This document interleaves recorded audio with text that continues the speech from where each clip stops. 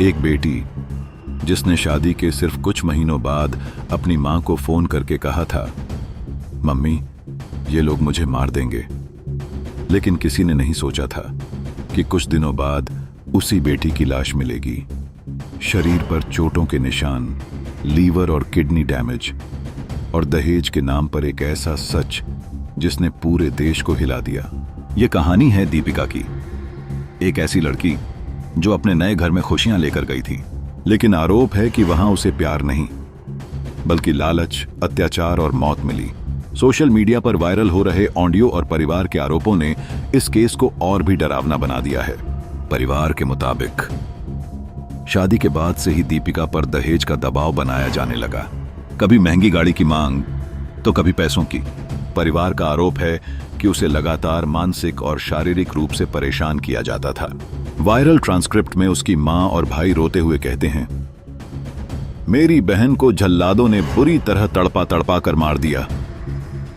उनकी आवाज में दर्द साफ सुनाई देता है। भाई का कहना है कि दीपिका कई बार मदद मांगना चाहती थी, लेकिन शायद डर गई या फिर उसे लगा कि सब ठीक हो जाएगा।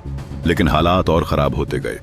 परिवार का दावा है कि उसके शरीर पर कई चोटों के निशान थे, यहां तक कि अंदरूनी अंगों को भी नुकसान पहुंचा था। जब यह खबर बाहर आई तो सोशल मीडिया पर लोगों का गुस्सा फूट पड़ा। सबसे बड़ा सवाल यही उठ रहा है, अगर एक लड़की शादी के बाद भी सुरक्षित नहीं है तो आखिर जिम्मेदार कौन है? दहेज, जो कानूनन अपराध है, आज भी कई घरों में रिवाज के नाम पर जिंदा है, और कई बार ये लालच एक बेटी की जान तक ले लेता है। अब इस मामले में जांच चल रही है। परिवार इंसाफ की मांग कर रहा है, लेकिन दीपिका अब वापस नहीं आएगी। उसकी मां की वो रोती हुई आवाज और भाई के शब्द लोगों के दिल में गूंज रहे हैं। अगर आज इन्हें नहीं रोका गया तो कल किसी और दीपिका की बारी होगी। एक शादी जो खुशियों से शुरू हुई थी, वो मौत पर खत्म हो गई। अगर ये आरोप सच हैं तो ये सिर्फ एक हत्या नहीं बल्कि इंसानियत पर सवाल है। दहेज सिर्फ पैसे की मांग नहीं, कई बार ये किसी की जिंदगी छीन लेने वाला लालच बन जाता है।